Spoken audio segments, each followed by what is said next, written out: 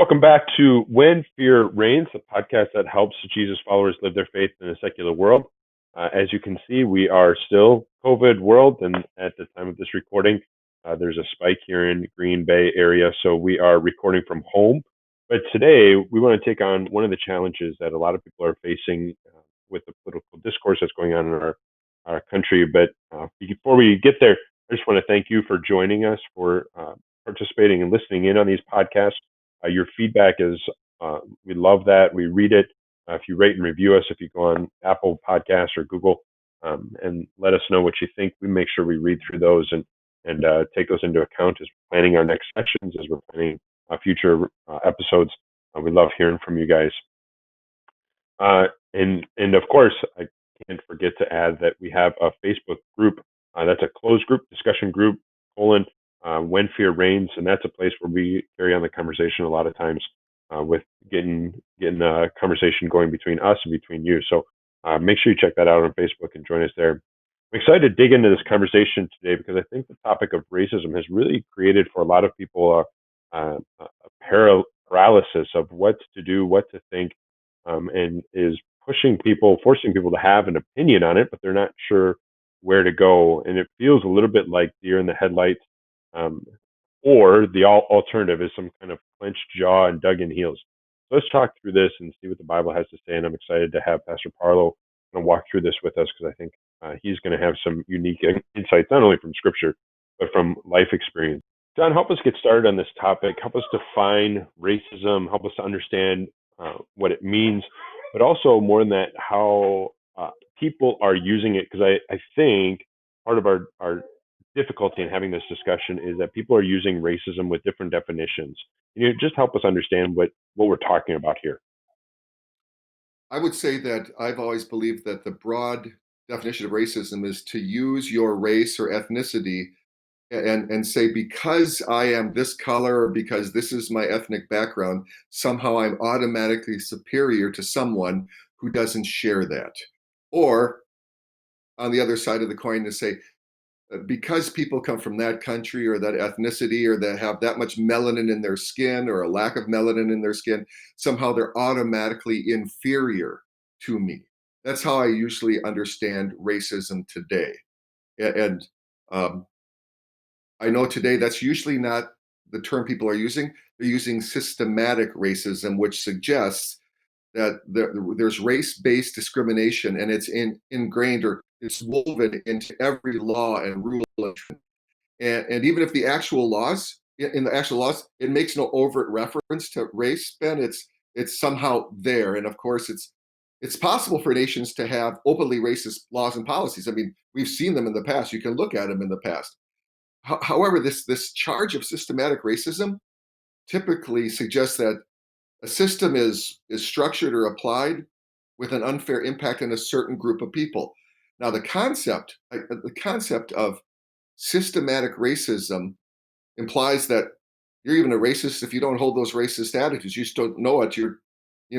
It's racist regardless if you think it's racist. And so it ends up making everyone racist because, well, they're not the race people want them to be, or they're not the same. And that's why it's such a controversial subject, and one that needs to be unpacked if we're going to have a discussion from a Christ honoring biblical standpoint of what is racism and does racism exist?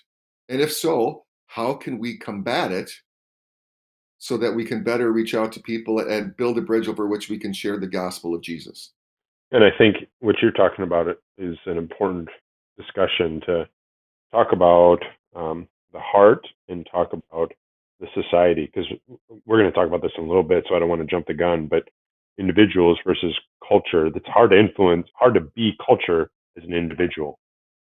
Yeah, agreed. I mean, I'm giving an example. Having grown up in South Central Los Angeles in the 60s and the 70s, where you had the race riots, and most of my friends were Black back then. And what's interesting is I think we've gotten a lot better with race and against racism, but it's still there. For example, you go ahead and you apply for a job today, Ben, and you put down J. Peterson, J. period Peterson as your name. Probably going to get some looks, maybe some contacts. You put down Jamal Peterson, And I'm willing to Mm-hmm. bet in some places in our country, even today, you're going to get fewer than you would if you just put down Jay Peterson. I think there's an Mm-hmm. example of racism that still rears its ugly head today. I think you see that when it comes to housing a lot of times. I think you see that when it comes to maybe schooling and so on. Now there can be reverse racism too, where because of the color of my skin, I get things that really I maybe didn't earn or deserve one way or another. But to say that there's still no racism today, I think, as some will try to tell you, is just not true. And maybe there's not a lot Yeah. saying that, but that's different than systematic racism. And I think going back to definition, one that I've heard, and it's not the one you said, but it is out there. It is prejudice plus power. And so if your ethnic group is not in power, then you can't be racist. And I don't want to get into is that a viable explanation or viable definition. It's not the point. The point is, this is how some people are defining racist. And so when we're kind of as individuals, again, in our relationships, our lives, when we start talking about this, understand that's where some people are going to be coming from, and to meet them. And I think there's another place where your questions, right? What do you believe? Have you always believed that? Would you consider an Yeah, alternative? what Like brought come you to into that belief? Have you ever considered? yep, Yeah. those questions become critical because you can't assume on something like racism that the person you're talking to is using the same definitions you are. So you have Well, to take especially a in a step back culture, and ask you questions, know, Ben, especially in a right? culture that's post Christian and also uh, postmodern in the sense that there is no truth in a lot of people's minds. So they're just making up the definitions. And that's why, just like when you talk to people who are involved in cults, you got to define what they're talking Mm-hmm. about because they may be talking about one thing and you're talking about a total different thing. And that's Right, certainly the right. case with this discussion that's needed about racism. Mm-hmm. Does racism ever show up in scriptures? Is that an issue that the scriptures deal with?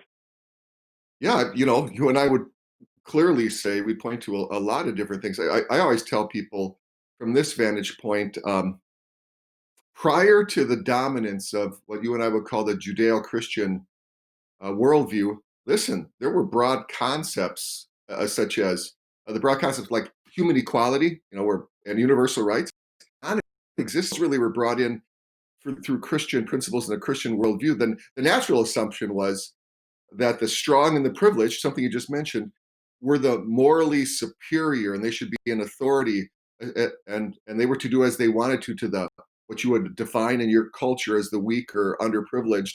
And then people would make, think back then in history, sweeping judgments about race and sex and social status. The biases back then, you do your history, especially in the Greco-Roman world, they weren't just assumptions, they weren't that were commonly held, they were considered to be universal truths that always blow me away. So Mm-hmm. the point can't Mm-hmm. be, I think, overstated that what the modern world considers evils were imagined, uh, were actually ingrained truths in a pre-Christian Mm-hmm. worldview. And you see how it changed when Christianity started to have more of an impact. You can see that not only in the time of the Romans, the early Christian church, but think of the Civil War. Civil War was really the Christian movement had a big deal about making sure, listen, you got to get rid of slavery. And as a country, remember, we're the only country I ever said that had white people fight white people to free black people. And that's a good thing. Now, did we do it perfectly? No. Do we have still stuff Mm-hmm. to work on? Yes, that's the whole civil rights of the 60s that I grew up during, right? You just recently, it was just recently that our president finally officially said, the government officially said that the Klan, the KKK, is a terrorist group. Well, it's good that we Mm-hmm. finally said that. The other administrations before, Republican, Democrat, didn't say that. So we have stuff to work on. Yeah, but the Christian worldview is really the one that points out, listen, we are equal. We are equal in God's Yeah. sight. It's not only the first one to say it, but it's the first one to give any kind of basis for that. I mean, outside of the narrative of Scripture that God created human beings fell into sin. Sin destroys the relationship with God, and God restores human beings through the death and resurrection of His Son. If you don't have that narrative that really equalizes everybody as equal sinners and equal saved, then upon what cases do you drive for equality of races or equality of peoples or equality of ethnicities or languages? You don't have an objective way to make that case. Christianity Well, stands alone in that. and you see the dominant, harmful, destroying worldview of a Darwinian evolutionist, because Hmm. it's not Hmm. equal. It's survival of the fittest, baby. If I have to run you Hmm. over figuratively, that's what I need to do to get ahead. And with that kind of attitude, you don't have the same thing that the Christian worldview has. It says, I don't care what color skin you're sucked in. We have a Savior who bled red for you to save you, Hmm. Hmm. and that's something that needs to be Yeah. understood. And I think that's the kind of discussion we need to have. And that's where you Yeah. start from. And I've faced this a lot in China when I lived there. I would come in and talk about Christianity with somebody, and they would say that's a Western religion, and I would have to stop. And I think it's good reason for us to pause too. Jesus did not look Anglo. He did not have blonde hair and blue eyes. He was Yeah, Middle he was not Eastern. Northern He was European. You're right. he was not. This is a Central Asian origin, Palestinian, what we now call Israel or Palestine, that area of the world, and a savior who did not come for one people, but he came for all people. He deliberately, intentionally sent his disciples into places like Europe, Northern Africa, Central Asia, East Asia, down into India, if legends are true. Out east, very soon, within 3 generations, there are missionaries of Jesus going into China. This is the religion that is not limited by race, by ethnicity, by where you come from. Whereas you look at the history of every other religion, you know, whether you're talking about Buddhism, Islam, Judaism, Hinduism, it's for an ethnicity. Anybody else has to come as close to that ethnicity as possible to be adherents. Christianity says your ethnicity, you can be, let's say, black and Christian. Christianity doesn't ramrod or steamroll your blackness. You can be Northern European and Christian.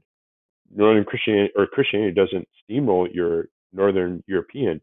It celebrates the differences that God has created there while correcting the sin that may be emphasized or unique among that culture or from that part of the world. Um, it, so Now, it doesn't. It's a totally different ballgame.